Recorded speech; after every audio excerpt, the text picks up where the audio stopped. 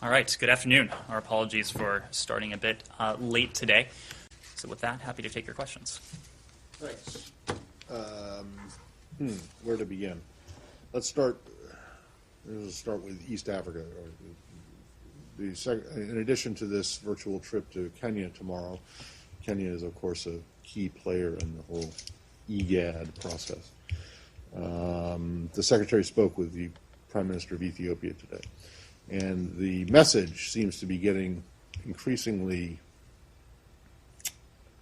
impatient, perhaps, with the fact that there are still Eritrean troops in Tigray. And I'm just wondering, apart from the talk and the pressing for them to get moving on this withdrawal, if and when it's going to happen, are you prepared to do anything else to make your case, either with the Ethiopians or the Eritreans?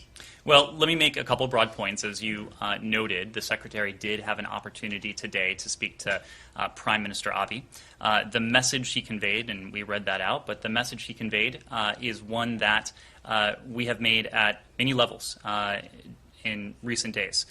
We remain, of course, committed to building an enduring partnership with the Ethiopian people, and we remain committed to the territorial integrity and unity of Ethiopia.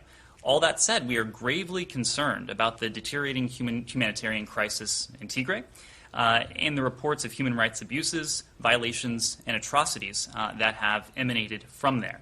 This administration has encouraged international partners, including the AU and regional partners, to work with us to address the crisis in Tigray, including through action at the UN and other relevant bodies. Now, of course, we have heard statements emanate from the region. We have heard the Eritrean government's public statement that it will withdraw its forces from Tigray, but that must still be implemented in practice.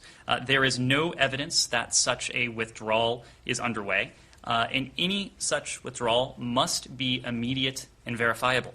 We also call, and continue to call, for a withdrawal of Amhara regional forces from Tigray for an immediate end to the hostilities, all of which are critical to protecting civilians and ensuring unhindered humanitarian access. We continue to raise our grave concerns over the abuses and violations, human rights violations that I mentioned before. We condemn in the strongest terms specifically the killings, the forced removals, the sexual violence and rape, and other human rights abuses that multiple organizations have reported on the ground in the region.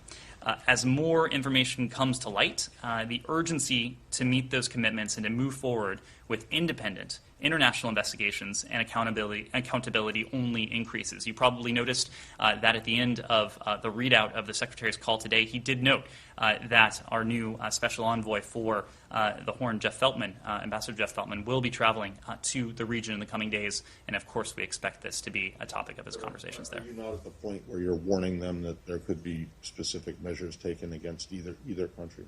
Well, I would say that, of course, there have been some private communications, including between the Secretary and the Prime Minister. Of course, Senator Coons recently undertook travel to the region at the behest of the President and the administration to convey similar messages to Prime Minister Abe and others. And I would expect these will be conversations that the Special Envoy will have when he travels to the region in the coming days. When that happens, can you give us dates? Certainly. We will provide more details on his travel before it takes place.